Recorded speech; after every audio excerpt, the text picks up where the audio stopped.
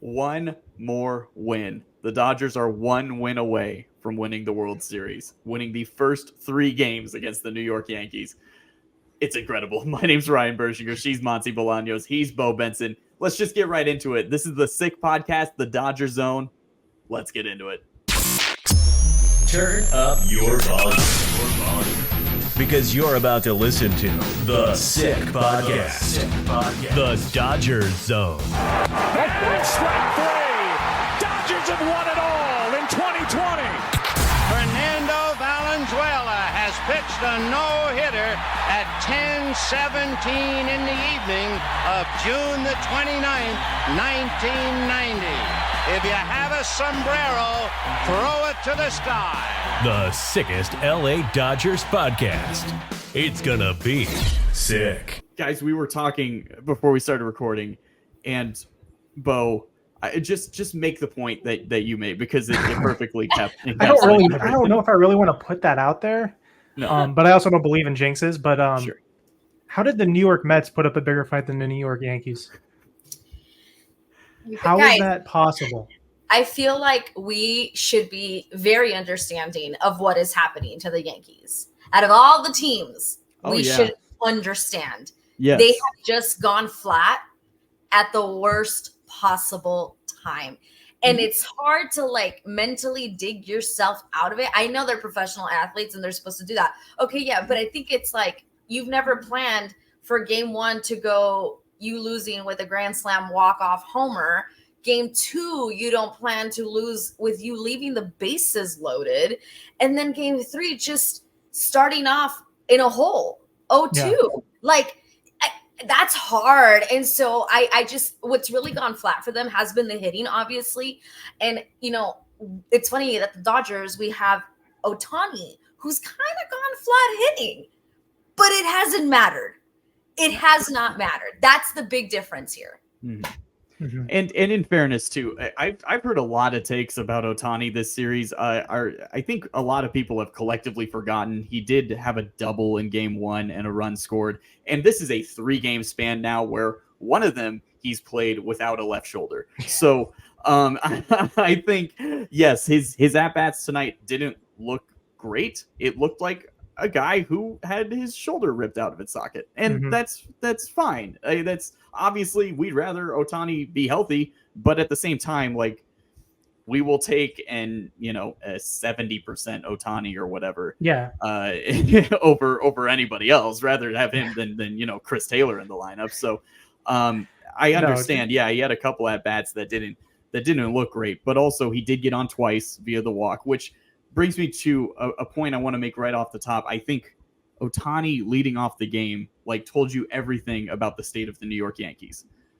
Clark Schmidt is facing Shohei Ohtani, knowing that his status in the game was in severe doubt.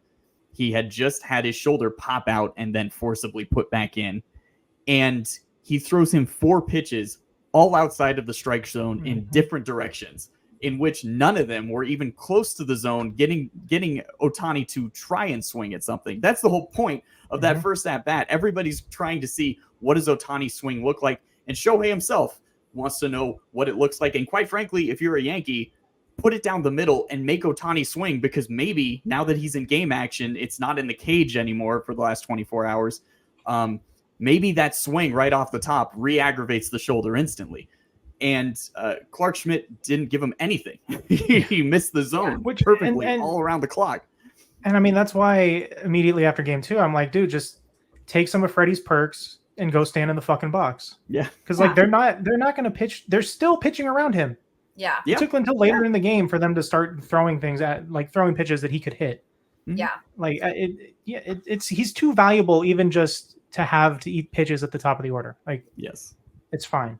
And I think going into this game, maybe the Yankees weren't desperate, but throughout the game, I felt like they made desperate moves. Why did Giancarlo Stanton why did he keep running? He can't run. Yeah. I literally was like, he's not going to make it when he was turning third base. I was like, he's not going to make it. Why are we sending him? He wouldn't have scored 10 years ago. He would. And desperation has you know what I'm saying? Yes. Kicked in. there was a screenshot too where Teoscar is fielding the ball. Stanton hadn't even hit third yet at that point. And Teoscar has the ball in his glove at that point. So, the Yankees definitely were making moves out of desperation. Look at the way they managed the pitching staff today. Mm-hmm. This is the first of what they would hope to be 3 consecutive games in New York, and they have to pull Clark Schmidt in the third. They didn't get length really from any of their relievers. I understand, Nestor was better today than he was in game 1, sure. But they even had to go to Luke Weaver at the end of it. Yeah, and Tommy Cangley. It was pure desperation. They still pressured him too. Yeah. I saw people being like, "Oh, are you worried about the bullpen or the Dodgers lineup not getting through the bullpen?" I'm like, they kind of did. They added that 4th run. Yeah. They put pressure on them the entire game. They've just been relentless. It's so much fun to see how relentless the Dodger lineup has been into the postseason. You do not get a single break. Relentless and also really disciplined. Like what you just said about Ohtani, he'll gladly take a walk. They'll gladly, every single one of them. Maybe Max Muncy, he likes walks too, but he just likes to swing for the fences. But they will all gladly take a walk. And then you saw again, desperation kind of kicked in where it was like, okay, Judge gets that walk at the end, and you're like, thank goodness, because this dude was not getting on base at all. But they were swinging, trying to get a hit because of desperation. And that ball, the strike zone was atrocious. Atrocious on both sides, though. So you're kind of well, at least it sucks for both of us, but atrocious strike zone.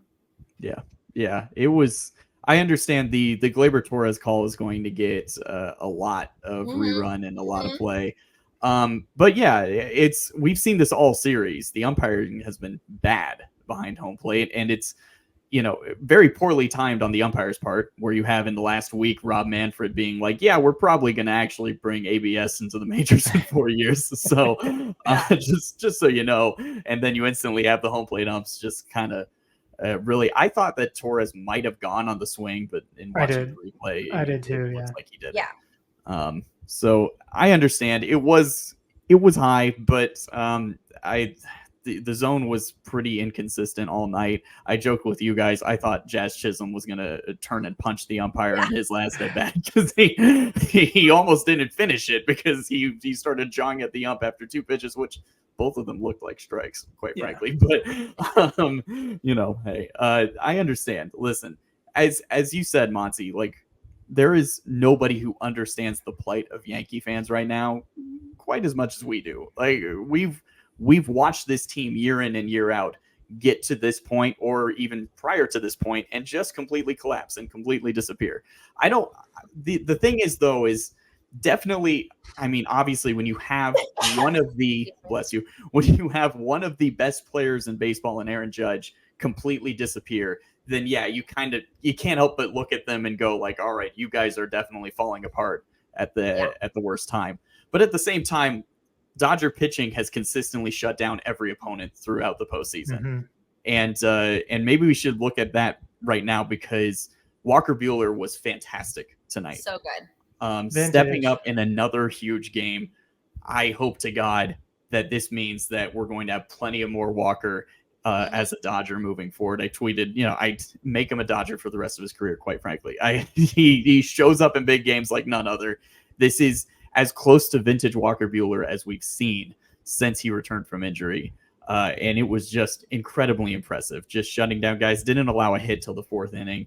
To do that on this stage in New York, just phenomenal. It's hard to really put into words just how excellent Buehler was tonight.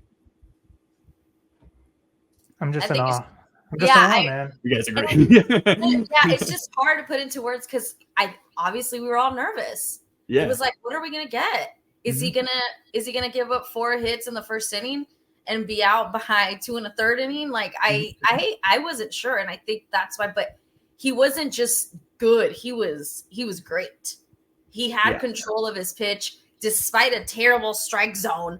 Still was in command. I was so happy for him. So happy to see him. And then Freddie. How can we forget about Freddie? Of course, the eventual World Series. He might be the World Series MVP even if they lose the series. Sure. Even if they somehow lose the series, he might be the MVP still. That's amazing. Yeah, 5 straight World Series games that Freddie is now homered in, which is incredible. I am starting to wonder. People have always talked about Freddie Freeman as a potential Hall of Famer. I do wonder if we are right now watching him solidify his candidacy, because if he comes out of this with a World Series MVP, he will have 2 rings.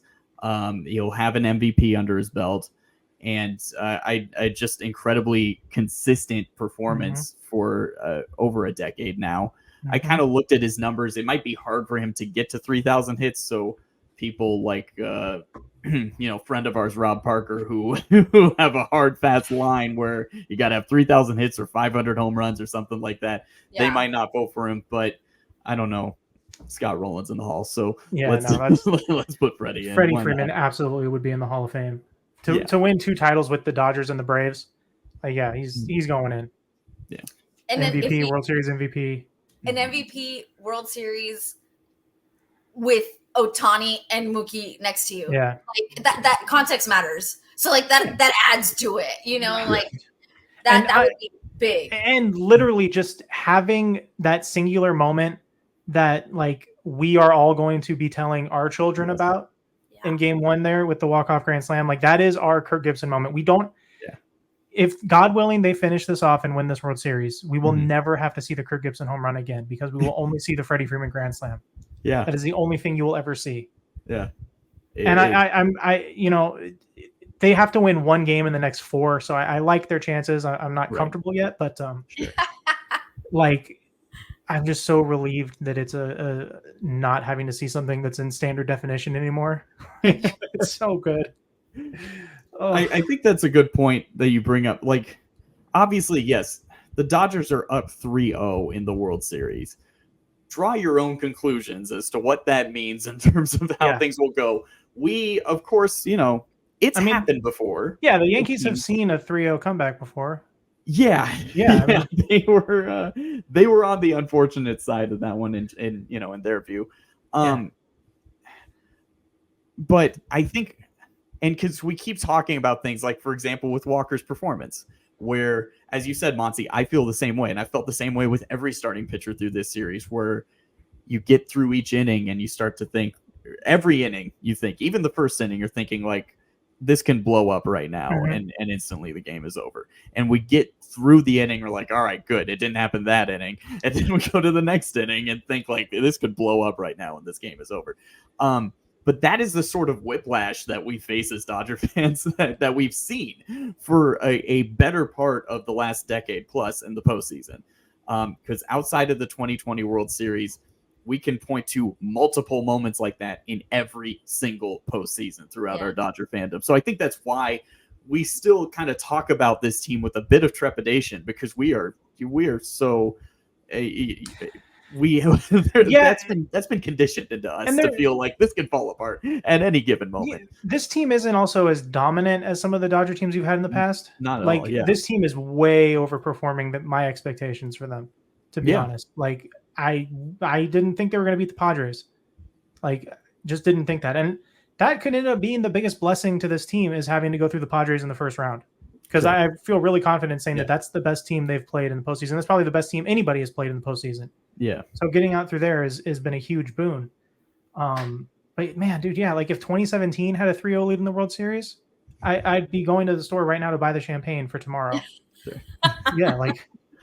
But this team, but they're so good. Like, they're just so fucking good.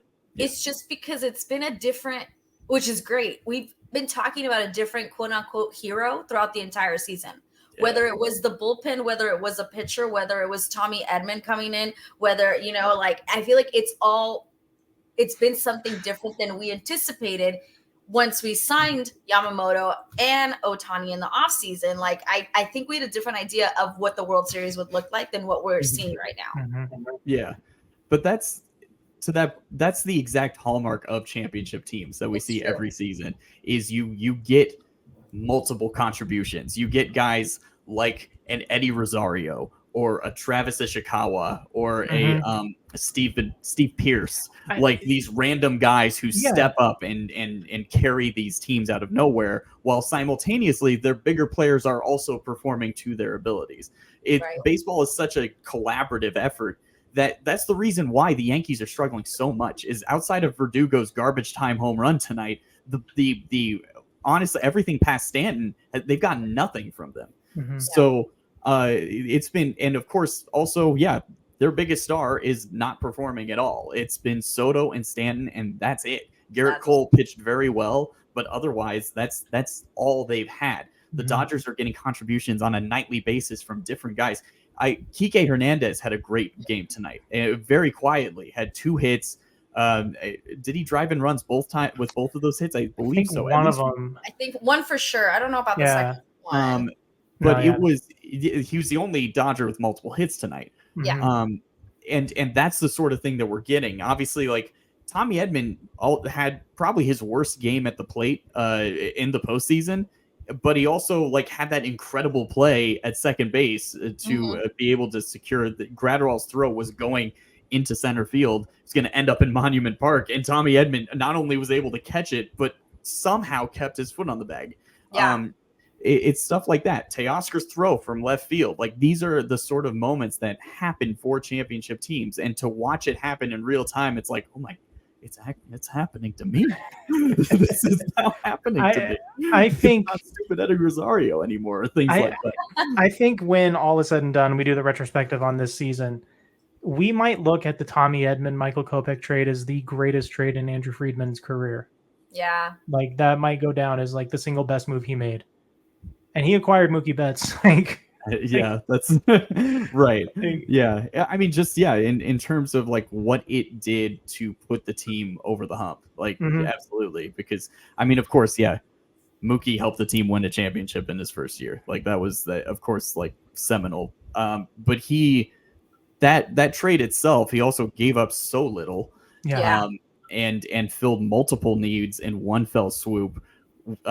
Acquiring guys with visions for both of them that other teams didn't have.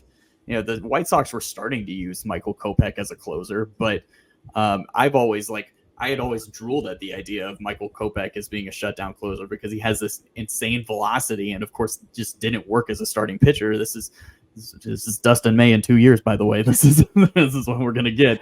And then Tommy Edman to see a guy who was under team control for next year, a guy who you typically wouldn't view as somebody available at the deadline.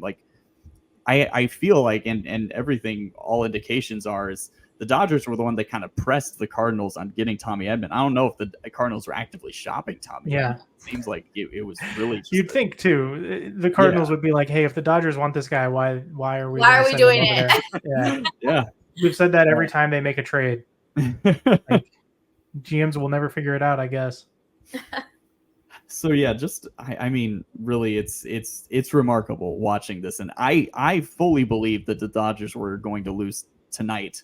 Yeah. Or at least one. I was going to be cool. I was mentally prepared for a split in LA, and then just winning one in New York to at least come back home to try and stretch the series out. But to be up 3-0 is remarkable. Yeah. So good. Yeah, I was expecting to be 2-1 right now. Yeah. Definitely. Yeah, it's pretty shocking. But at the same time, this is how good this team is. Another thought I had tonight too was to think about the fact that this is a testament to really driving hard to get home field advantage throughout the postseason, because that's what the Dodgers did at the end of the season. They closed out strong, and we can thank Shohei Ohtani for that. The way that Ohtani played over the last 3 weeks of the season was remarkable, and they end up not only getting the 1 seed in the NL, but the overall number 1 seed. Right. And if the Dodgers didn't have home field advantage in Game 1, that probably goes differently. Honestly, I don't. Obviously, if you're not going to get a walk-off in that scenario, but also the game itself probably goes differently having the Dodgers bat first and the Yankees bat second. Yeah. So I think that the last couple postseasons, there's been so much dialogue in terms of the format and that's over. We're done with that. Right. Yeah. We're done with that. Just fucking play better. I don't want to hear it again. Yeah. The Phillies disrespected the game. Right. The Phillies were outright tanking at the end of the season to avoid the top seed, and they were rewarded handsomely by getting sunned by the Mets. So just win. Like, just win your fucking games. Yeah. I mean, there's a couple like minutia things from tonight. I know there was the squeeze play that didn't go well. Whatever, that was fine. It didn't hopefully matter. everything ended up being fine. So I will say the only thing I want to say before we close out, or the only point I want to make, is it is insane that the Dodgers have now had the managerial advantage 3 series in a row. Yeah, and all 3. Like, Dave has finally gotten the breaks to go his way. Yeah. And Boone has made choices in each game that are kind of questionable. Mm-hmm. And then you go back to the Mets series and the Padres series. Like, Dave has just outmanaged everybody. Never thought I would live to see that day. Right. I think if the Yankees get swept, I think they're canning Boone, because they have. I think they're canning Boone regardless. That front office loves him. And that organization loves him, but I mean, I thought they should have parted ways with him a while ago. But this tomorrow night could very well be Aaron Boone's last game with the Yankees, which then they'll just end up giving it to Brad Ausmus, and he's just the same fucking person anyway. So like, it's I don't know what the point is, but that's funny you mentioned that name. I have a story when we're done recording. Oh, good. Overall, I think, again, Buehler's performance was phenomenal. There was at first, like I told you guys, I didn't know how much I loved the idea of him coming out after 5. He had thrown 70-something pitches at that point. But then I did realize that, yes, he was coming back to the very top of the order starting in that inning.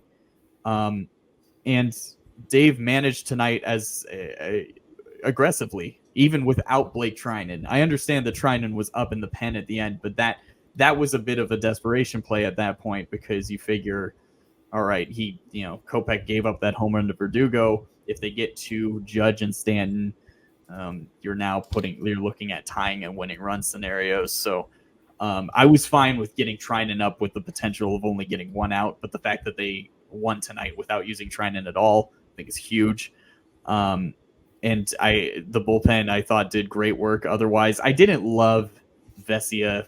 Like, only he had 1 or 2 batters, right? Yeah. I would have liked to see him come in the next inning, but I think there's probably something to him sitting. Yeah. And then going back out there. That's true. Yeah, since he's still recovering from his injury. I think the biggest thing today is just not using Trinan. Yeah. Like, if you get a lead tomorrow, and you're going to ride Honeywell and Knack tomorrow, I guess. If you can just get to the 8th or the 9th with a lead, and you can put Blake Trinan in there. It's so funny. They have the potential of sweeping the World Series. Yeah. And doing so in a Game 4 where they could roll out Brent Honeywell, Landon Knack, and Ben Kasparius, and just have the 3 of them pitch. Like, this is how I win World Series when I play MLB The Show. Right. like I get to the World Series, I'm like, oh, this is fun, and then I win the first 2 games. I'm like, I want this to be a competitive series, and then go to Game 3, and then I win it 4-2, and I'm like, I don't want to just sweep them. I'll put Brent Honeywell out there to start, and then he goes shutout innings, and I win 5-0. And I'm like, oh, well, now I got to celebrate the World Series in New York. Oh, all right.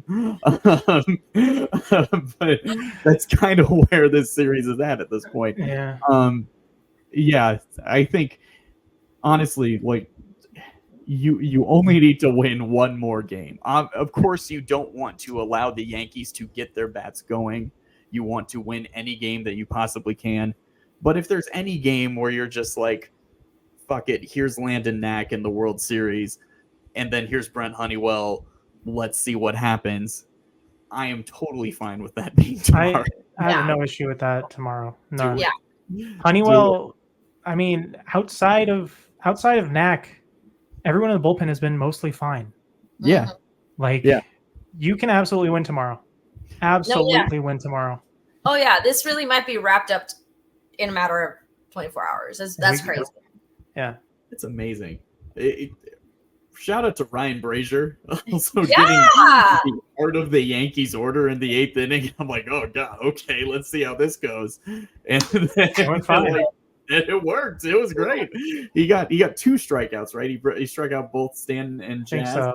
Yeah. So yeah. He walked Judge, but he had gotten Soto out. Right. Oh